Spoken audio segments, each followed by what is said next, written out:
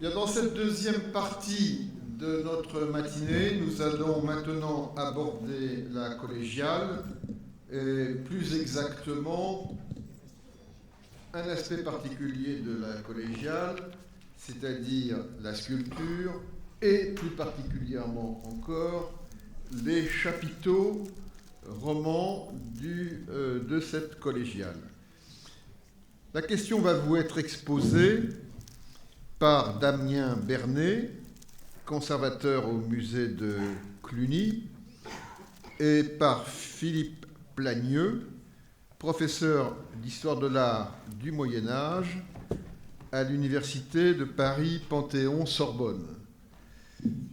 Ils ont prévu d'intervenir ensemble, formant une sorte de duo lapidaire, et je leur laisse le soin d'exposer la question, le premier à parler étant Philippe Plagneux.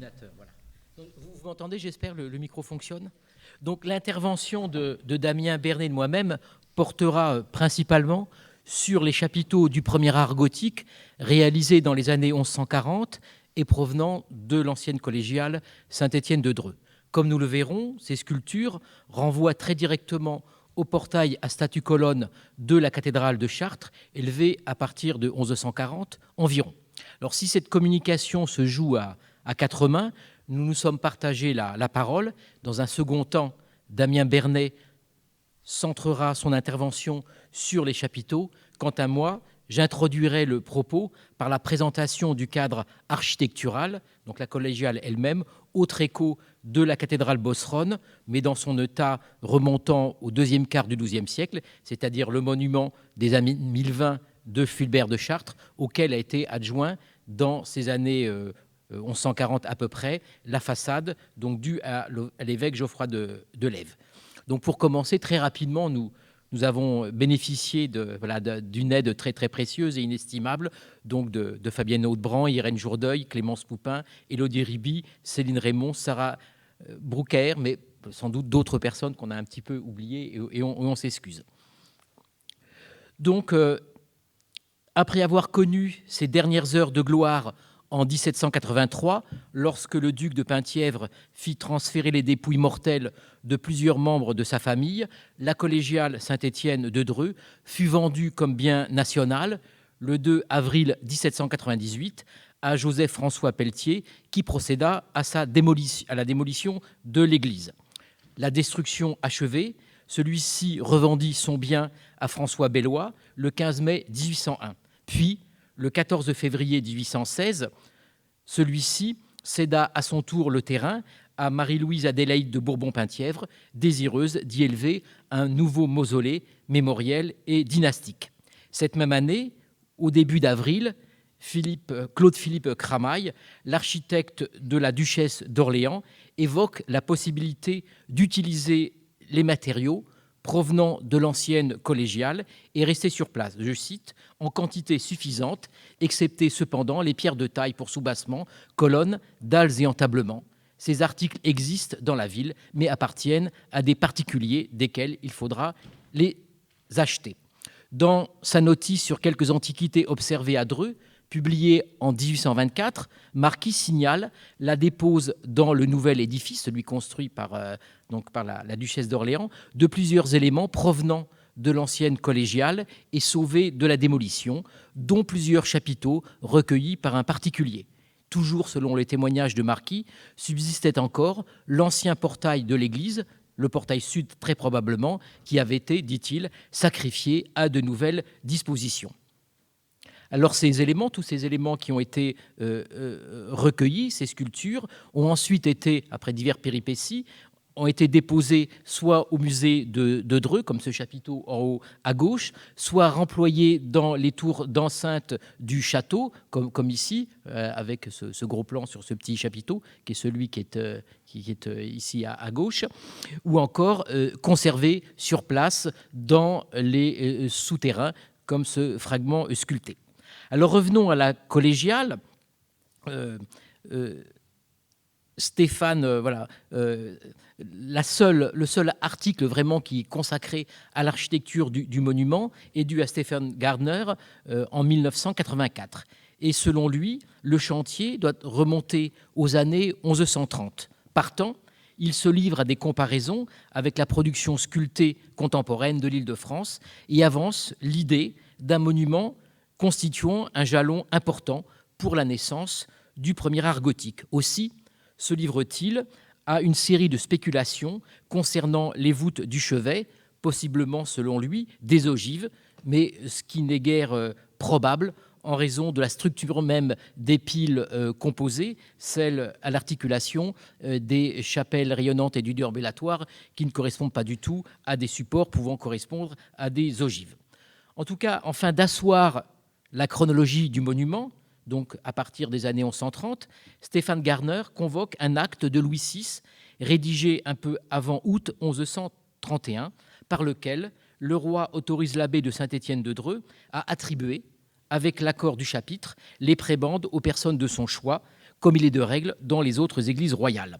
Dans cet acte, Louis VI emploie même l'expression pour l'Église, pour désigner l'Église, nostro constructa, qui, selon Stéphane Garner, indiquerait un monument en cours de chantier. Il convient toutefois de ne pas surinterpréter cette mention. Celle-ci renvoie plus probablement au fait qu'il s'agit d'une église royale.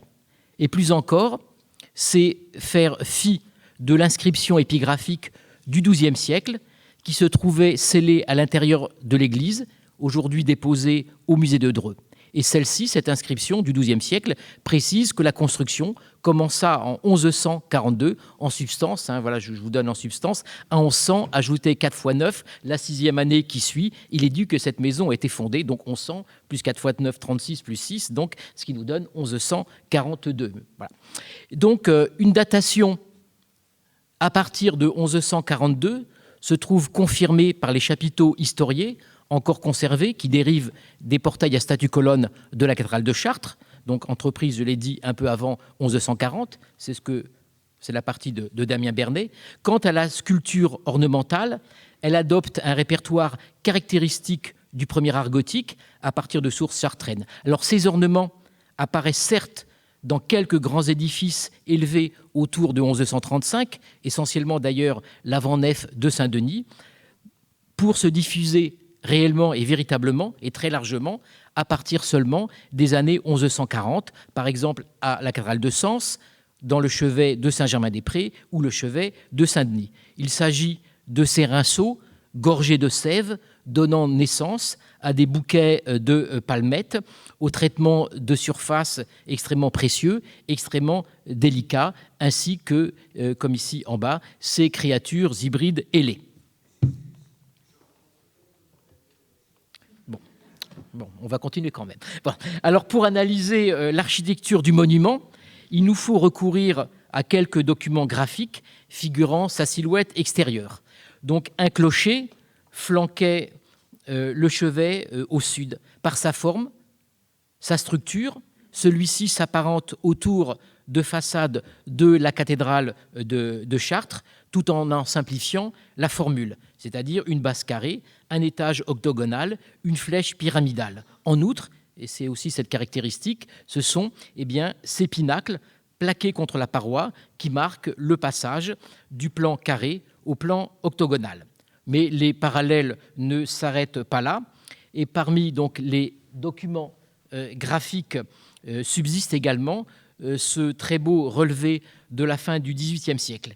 Et c'est ce relevé qui permet de faire des comparaisons, de mettre en valeur des caractères qui proviennent très certainement de la cathédrale de Chartres du XIe siècle, celle élevée par Fulbert dans les années 1120. Et plus précisément, ce chevet tout à fait caractéristique à déambulatoire et chapelle rayonnante, mais qui compte 3 grandes chapelles rayonnantes, comme ici, à la cathédrale de Chartres. Et aussi, ce qui devait être le cas de la cathédrale de Chartres, à ce chevet à déambulatoire et chapelle rayonnante, se greffait une nef qui était charpentée.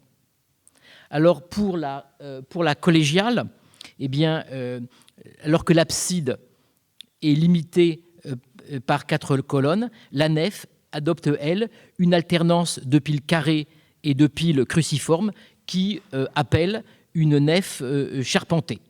Alors pour le chevet, le doute subsiste. Est-ce qu'on avait un chevet voûté comme à Chartres, avec des berceaux, arêtes et cul de four, donc, ou alors est-ce que cette collégiale radicalisait en quelque sorte le parti chartrain en adoptant une charpente sur l'ensemble de l'édifice, à l'instar d'ailleurs d'une autre église du diocèse de Chartres, l'église d'Angeau, qui reprend également dans ces années 1130 au plus tôt certains caractères de la cathédrale de Chartres. On y retrouve également un déambulatoire avec 3 grandes chapelles rayonnantes, mais on a donc vers 1130 ici à Dangeau étendu la charpente à l'ensemble de l'édifice sur la nef, mais également, on le voit assez mal, mais le déambulatoire est également charpenté. Alors pour un monument entrepris à partir de 1142 et qui relève par sa sculpture du premier art gothique, celui-ci présente des traits que l'on pourrait qualifier de passéistes, pas archaïques, mais de passéistes. Donc ce plan du chevet à 3 chapelles rayonnantes, qui n'est déjà plus de mise pour les grands monuments contemporains, les grands monuments gothiques contemporains, et également la nef charpentée, et ainsi même le type de support qui paraissent totalement dépassés dans ces années 1140. Mais le monument s'inscrit en réalité dans un courant qui n'a pas toujours bien été identifié, et un courant qui revivifie justement des solutions qui remontent aux premières années du XIe siècle, sinon paléochrétiennes ou du Haut Moyen-Âge. Et on a toutes sortes de monuments. Je citerai que certains du diocèse de Chartres, mais on trouve ça bien sûr ailleurs, des monuments liés au premier art gothique, des monuments du XIIe siècle, mais extrêmement passéistes dans leur caractère, et des monuments importants, comme la collégiale de Beaugency, Saint-André de Chartres, ou encore d'Angeau, comme on vient de le voir. Et convoquer des éléments en quelque sorte hors des modes et jugés comme dépassés permettait aux communautés monastiques et surtout canoniales, comme ici, ces communautés qui étaient réceptives à l'esprit de réforme, d'idéaliser l'austérité et la vertu des premiers temps chrétiens. Et cela serait peut-être à mettre en lien avec justement les premiers contes de Dreux, qui semblent assez ouverts vers la réforme. Je viens de voir tout à l'heure Guylain Brunel, conservateur aux Archives nationales, qui travaille justement sur Robert Ier, et qui m'a dit que Robert Ier, justement, qui était à l'initiative probablement de cette église, est quelqu'un qui est extrêmement proche des ordres réformés, et notamment des prémontrés. Donc ça peut être aussi effectivement un acte presque spirituel d'un monument qui présente des éléments qui sont hors des modes en quelque sorte. Alors examinons cependant la possibilité d'une datation précoce avancée par Stéphane Garner, mais pour une seule partie de l'édifice, la nef, et cette nef qui peut-être pourrait témoigner d'une phase antérieure à celle du chevet. Et dans cette hypothèse, le chevet serait la seule partie concernée par l'inscription épigraphique qui mentionne cette date de 1142.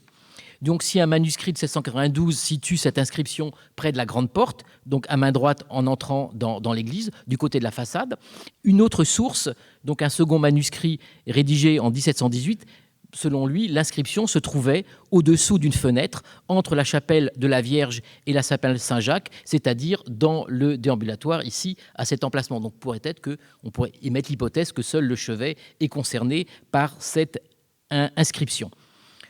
Donc, précisons qu'il existe, ce qui rend les choses un peu compliquées, 2 versions de cette inscription, celle en original du XIIe siècle et une version plus courte qui a été réalisés à la toute fin du Moyen-Âge, sans qu'on connaisse malheureusement leurs emplacements respectifs.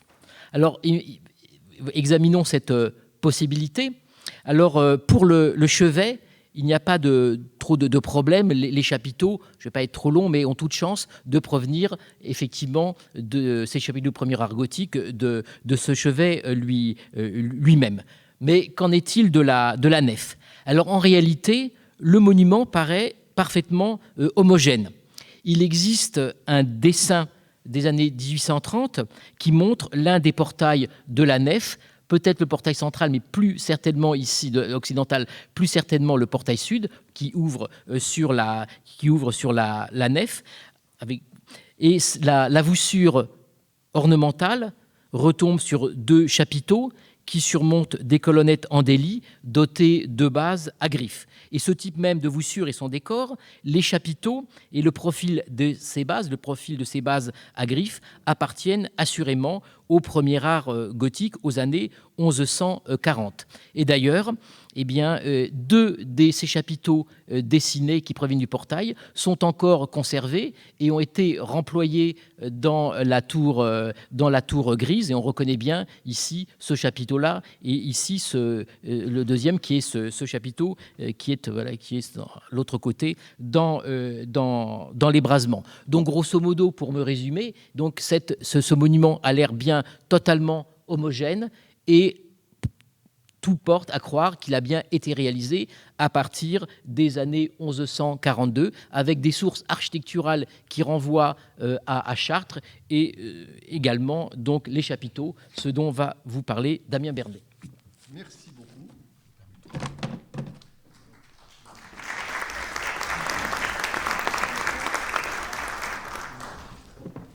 On n'applaudit jamais entre l'allegro et l'adagio. Hein. Donc c'est un adagio, vous avez le temps. Donc je me rapproche de la tour de contrôle. Pour faire suite aux propos de Philippe Plagneux, quelque part dans le cadre architectural que vient de camper Philippe, prenaient place 4 grands chapiteaux engagés, conservés aujourd'hui au musée d'art et d'histoire de Dreux. Leur dimension tout à fait compatible entre elles suggère qu'ils appartenaient au même ensemble. En effet, leur hauteur d'assise est la même, entre 44 et 47 cm. Ces 4 chapiteaux sont historiés et figurent des scènes de la vie du Christ. Il est donc probable qu'ils formaient, seuls ou avec d'autres chapiteaux disparus, un cycle christologique. 2 représentent des scènes de l'enfance du Christ. En haut, la Nativité, encadrée par la Visitation et l'Annonce au berger, et en bas, l'adoration des mages et la Vierge allaitant l'enfant. Les 2 autres représentent des scènes postérieures à la Passion. En haut, vous reconnaissez la mise au tombeau, et en dessous, les saintes femmes au tombeau le jour de la résurrection.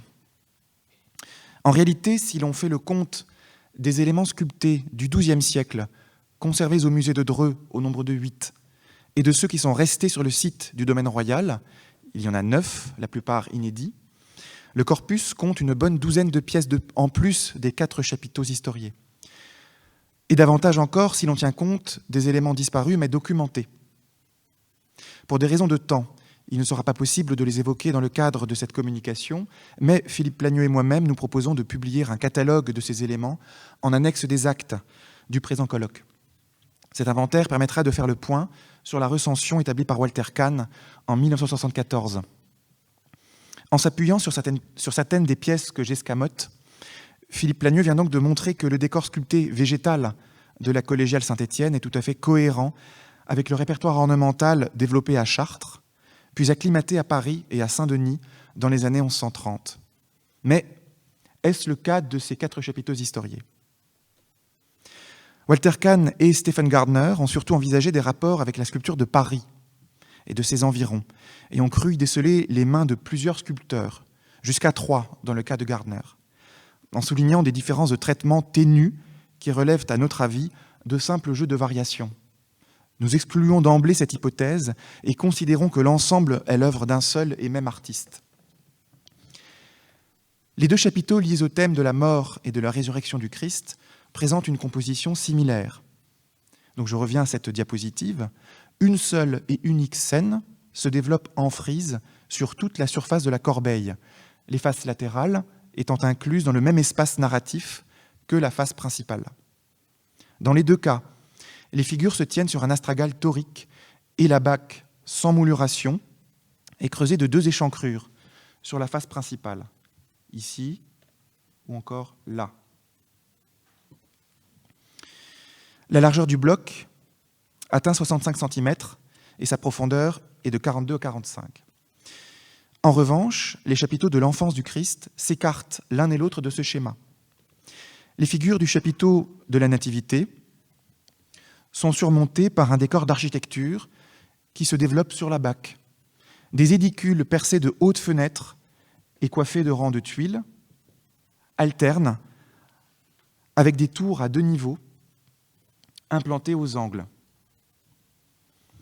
Indice de l'orientation du chapiteau de la Nativité, la Visitation, première scène figurée sur la corbeille dans le sens de la narration, se trouve à Senestre. Il est donc probable que le chapiteau était placé du côté sud. Il est comparable aux 2 premiers par ses dimensions.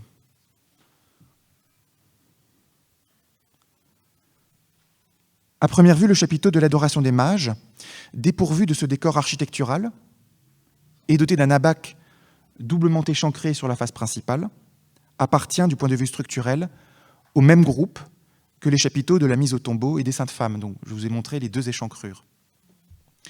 Il est cependant fragmentaire.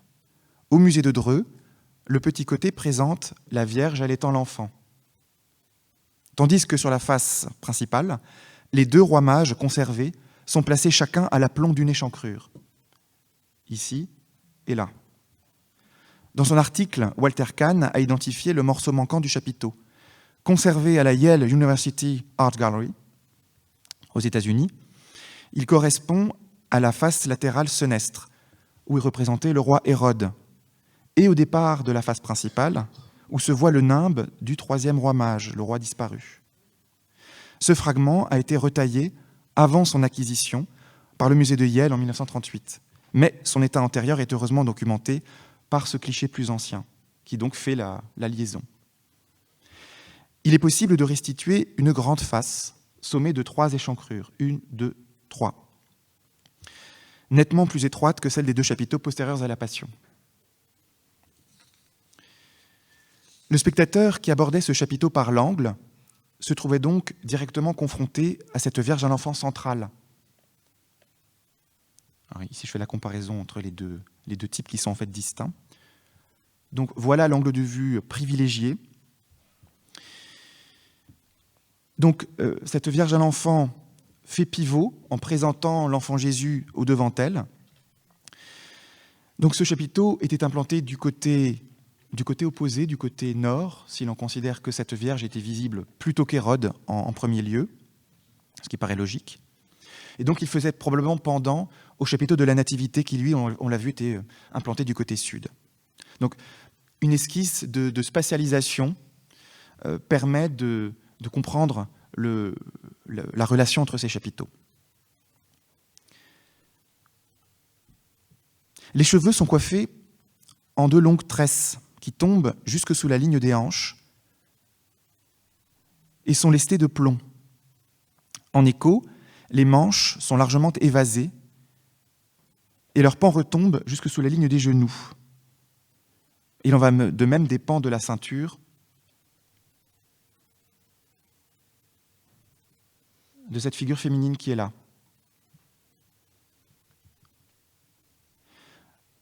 Il s'agit de 3 chapiteaux différents qui présentent 3 occurrences d'un type féminin spécifique. Ce type féminin très particulier, on pourrait aussi parler de ce lien qui rattache les 2 pans du manteau sur la figure de la Vierge ou sur cette figure féminine, caractérise certaines statues-colonnes du portail royal de la cathédrale de Chartres, et plus spécifiquement 2 d'entre elles. La figure féminine placée en 3e position dans l'ébrasement gauche de la porte de gauche, et la reine placée en 3e position dans l'ébrasement de gauche de la porte centrale. À Dreux, cependant, le canon des figures est moins étiré, plus trapu. La forme du support y est pour beaucoup. En effet, le passage de la colonne d'ébrasement à la corbeille de chapiteau est une contrainte forte. À y regarder de plus près, l'auteur des 4 chapiteaux Drouais ne s'est pas contenté d'adapter les statues-colonnes chartraines à son schéma narratif. C'est tout naturellement qu'il a emprunté à d'autres éléments du portail royal de Chartres. Citons pour commencer les dais, qui surmontent les statues-colonnes des portails latéraux, et surtout la corbeille des chapiteaux formant frise, au-dessus des ébrasements. Le sculpteur de Saint-Étienne de Dreux transpose littéralement cette formule, comme le font au même moment ou un peu plus tard les sculpteurs à l'œuvre au portail de Notre-Dame du Fort d'Étampes ou de Notre-Dame de Corbeil. Cette même frise de chapiteaux, donc des chapiteaux historiés, fournit à notre sculpteur des modèles prêts à l'emploi, car déjà adaptés à la rotondité de la corbeille. Ces mêmes modèles, mis à plat avec des nuances, se trouvent également au linteau inférieur du portail de droite, mais aussi dans les verrières de l'Enfance du Christ et de la Passion, dont vous devinez la base au sommet de cette image. Donc les baies qui surmontent le portail royal au centre de la façade occidentale et datables des années 1140. Analysons les chapiteaux de Rouet à la lumière de ces deux ensembles chartrains de référence, en partant du postulat que les mêmes modèles ont servi à Chartres, comme à Dreux, plus ou moins recombinés et altérés. Donc, faute de temps, je ne reparlerai pas du chapiteau de la Nativité. Je me bornerai à dire que chacune des 3 scènes constitutives de ce chapiteau trouve son équivalent dans un chapiteau de la frise d'ébrasement chartraine. Donc, 3 chapiteaux à Chartres, un seul chapiteau à Dreux. Quant au deuxième chapiteau, celui de l'adoration des mages, la Vierge couronnée et trônant qui marque l'angle du chapiteau occupe la même place d'honneur au centre du 3e registre de la baie de l'Enfance du Christ, à Chartres. Les 3 mages du vitrail, appuyés sur leurs bâtons, lui présentent des objets sphériques, identifiables à des besants d'or, comme sur le chapiteau correspondant des ébrasements du portail royal. Sur le chapiteau de Dreux, le premier roi présente à l'enfant un objet ovoïde qui doit être une navette d'encens. Donc la reprise n'est pas servile. Derrière eux, la figure assise d'Hérode provient d'une autre scène que le sculpteur de Dreux fait entrer en collision avec la première. Donc il s'agit du massacre des Innocents. À Chartres, le même roi qui brandit son épée dressée apparaît entre les 2 chapiteaux. En revanche, s'il apparaît à 2 reprises dans la verrière de l'Enfance du Christ, il est dépourvu d'épée. Vous voyez comment le sculpteur recombine en s'abreuvant à différentes sources, et sans doute des sources communes au portail royal. Enfin, ce chapiteau se distingue encore par la représentation, non moins rare, d'une Vierge allaitant l'enfant. La Vierge sort ostensiblement son sein de son corsage et le présente dans le creux de sa main, surdimensionné à dessein. Cette image existe dans un vitrail de la cathédrale de Chartres, une rose située dans une verrière basse du déambulatoire du côté sud, non loin de Notre-Dame de la Belle-Verrière, mais datable entre 1220 et 1235. Il est très probable que ce vitrail soit le reflet d'un autre, contemporain des verrières de la façade occidentale et du portail royal, mais aujourd'hui disparu. En effet, l'édification de la façade occidentale coïncide avec un mouvement de sanctification de Fulbert, évêque de Chartres de 1006 à 1028. Ce prélat, Fulbert, a fait de la Nativité de la Vierge la fête patronale de son Église, en relation avec la vénération de la Sainte Chemise, morceau du vêtement porté par la Vierge à la Nativité, conservé dans le trésor de reliques de la cathédrale de Chartres. L'épitaphe de Fulbert précise que l'évêque souffrait du mal des ardents et qu'il en a été miraculeusement guéri par le lait de la Vierge. Cette image de la Virgo Lactans, la Vierge allaitante, est donc indissociablement liée au milieu chartrain. Et sa présence à Saint-Étienne est un témoignage éloquent des liens qui devaient unir les 2 églises. Passons au 3e chapiteau, celui de la mise au tombeau. Sur la face principale, le corps du Christ est déposé dans le tombeau par l'intermédiaire du linceul. Les extrémités de ce tissu sont rejetées par-dessus les épaules des personnages qui se tiennent à la tête et au pied du sarcophage. Donc on voit ici le drap qui remonte.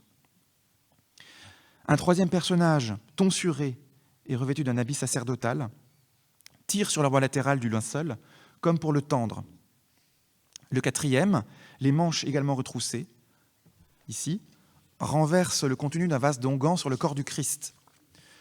Tous les éléments de cette composition se retrouvent non seulement sur un chapiteau du portail royal, mais aussi sur le vitrail de la Passion, qui orne l'une des 3 baies de la façade occidentale. Le personnage qui oint le corps du Christ est occupé à le masser énergiquement, ici ou là. Il s'agit des premières occurrences connues de ce motif singulier, assurément en rapport avec la liturgie chartraine. Le vitrail permet en outre d'identifier les deux personnages qui se tiennent de part et d'autre de la scène, sur les faces latérales du chapiteau de Rouet. S'il est possible de reconnaître sans trop de difficulté la Vierge dans la figure féminine placée à dextre, l'apparence de la figure senestre, vêtue d'une robe et dont les longs cheveux sont tressés, ne correspond pas à la représentation traditionnelle de ce Saint Jean. Pourtant, le geste d'affliction du visage appuyé sur la main vient à l'appui de cette identification. Si le sculpteur a retenu le geste approprié, l'interpolation du saint avec un type féminin de statue colonne trahit sa mauvaise compréhension de cette iconographie. Un autre motif chartrain se niche dans le détail des supports du sarcophage, ici et là, en grand. Une colonnette torsadée, une autre couverte d'écailles sont directement empruntées au soubassement du portail royal. Enfin, le chapiteau des Saintes Femmes au tombeau, par sa composition, est tributaire de deux chapiteaux juxtaposés de la frise de Chartres. La procession des Saintes Femmes et le tombeau gardé par l'ange se déroulent sur la face principale et la face latérale sénestre. L'aspect du tombeau dépend des chapiteaux du portail royal, avec ses percements circulaires, ici et puis là, qui se retrouvent aussi bien dans la mise au tombeau que dans la visite des Saintes Femmes. Sur la verrière de la Passion, en revanche, la forme du tombeau est beaucoup plus proche de celle du sarcophage de la mise au tombeau de Rouez, vue précédemment. Le sculpteur a manifestement puisé aux deux sources au prix d'une rupture de cohérence d'un chapiteau à l'autre. C'est également au vitrail qu'il emprunte le nimbe des Saintes Femmes. On le voit ici ou là. Quant au détail insolite du bâton fleuronné de l'ange qui passe à l'arrière de son aile et dont le fleuron émerge curieusement par derrière, c'est une nouvelle fantaisie de notre sculpteur. Il en va de même, semble-t-il, de la figure qui complète la narration sur la face latérale dextre. Si l'on interprète sans problème le soldat à pied revêtu d'un haubert comme l'un des gardiens du tombeau, réveillé par la résurrection, son compagnon à cheval, qui a dégainé son épée, s'explique plus difficilement et apparaît comme un bouche-trou opportuniste. Sans doute le sculpteur l'a-t-il emprunté au type équestre des matrices de Sceaux, où on trouve encore ce type de représentation sur des pièces d'échecs en ivoire d'éléphant, comme ici, au musée de Châteaubriand. Maintenant que nous avons une idée des sources iconographiques de ces chapiteaux, reste à dire un mot de leur style et de leur dette envers les modèles chartrains, jusque dans les erreurs d'interprétation. À l'évidence, le sculpteur a éprouvé des difficultés à reproduire les figures longilignes, à la fois expressives et hiératiques, du portail royal. Le résultat est moins heureux qu'à la frise de chapiteau de Notre-Dame de Corbeil, par exemple, même si les dimensions des chapiteaux de Rouet sont bien supérieures à celles des chapiteaux d'Ébrasement, et que l'effet recherché n'est pas le même. Ces gros chapiteaux engagés étaient plus isolés et se prêtaient mieux à une approche du bloc que l'on pourrait qualifier de romane. Il n'en demeure pas moins que leurs figures sont lourdes, mal articulées à la structure de la corbeille, et certaines relations spatiales semblent mal comprises, les figures étant plaquées artificiellement. Tout se passe comme si le sculpteur, aux prises avec un programme iconographique aussi nouveau qu'exigeant, hésitait sur la façon de l'adapter au champ du chapiteau. Non seulement les scènes empruntées à la frise de chapiteau chartraine sont juxtaposées sans solution de continuité, à la façon de collage, mais encore le sculpteur semble se débattre avec la ligne de sol offerte par l'astragale. Ainsi, sur le chapiteau de la mise au tombeau, le personnage qui soutient la tête du Christ a les deux pieds bien campés sur l'astragale. Les deux suivants sont coupés à mi-mollet, tandis que le quatrième, ici, semble léviter au-dessus du sol. Cette maîtrise aléatoire de l'horizontale donne l'impression que le sculpteur déroule un bandeau narratif trop ajusté pour le volume du bloc et l'applique de travers. À vrai dire, l'origine de cet tâtonnement paraît tenir à la conception même du modèle chartrain. Parfaitement au fait des attentes ambitieuses du commanditaire, évêque ou chapitre cathédral, et des significations profondes du programme, les artistes actifs au portail royal ont contribué à définir un nouveau rapport entre l'image sculptée, son support et son contexte. L'image romane valait pour elle-même. Ici, l'image vaut par son articulation à d'autres images associées, formant un discours à l'échelle de la façade. La narration dépasse le cadre contraignant de la corbeille, dans laquelle l'image romane était cantonnée, et il s'écoule sur tous les brasements. À Chartres, elle s'insère dans la frise continue de ces chapiteaux, qui fait discours au sein du triple portail. Chaque chapiteau prenant sens par rapport à ses voisins, comme si l'objet du discours n'était plus fait pour le champ d'expression, pour l'unité physique qu'est le chapiteau, mais débordait sur une aire plus large. À Dreux, à l'échelle d'une ou plusieurs travées, probablement dans le sanctuaire de la collégiale, le sculpteur a dû se livrer à pareil exercice à la demande des chanoines, dans une démarche sans doute adossée à la valorisation du lien avec le patron, le comte Robert de Dreux, et en filigrane le roi son frère. Le programme fixé était sans doute trop riche pour son support, et le défi qui consistait à réinvestir la matière chartraine en dehors de l'écosystème du portail royal, au-delà de la culture et de la formation du sculpteur. Les chapiteaux de Saint-Étienne de Dreux occupent une place importante dans la première sculpture gothique, non pas qu'ils forment un cycle du plus haut niveau d'élaboration comme son modèle chartrain, dont il ne pénètre pas toujours la subtilité, mais parce qu'ils reflètent l'ambition d'un chapitre important dans le maillage des fondations capétiennes et montrent de manière exemplaire que le langage formel de la première sculpture gothique est volontiers associé à un dessin politique. Non pas qu'il constitue un aboutissement précoce de cet art nouveau, mais il donne à voir dans toute sa complexité, y compris dans ce qu'il a d'émouvant, un processus d'adaptation, celui d'une génération d'artistes au point de bascule entre deux conceptions de l'image sculptée.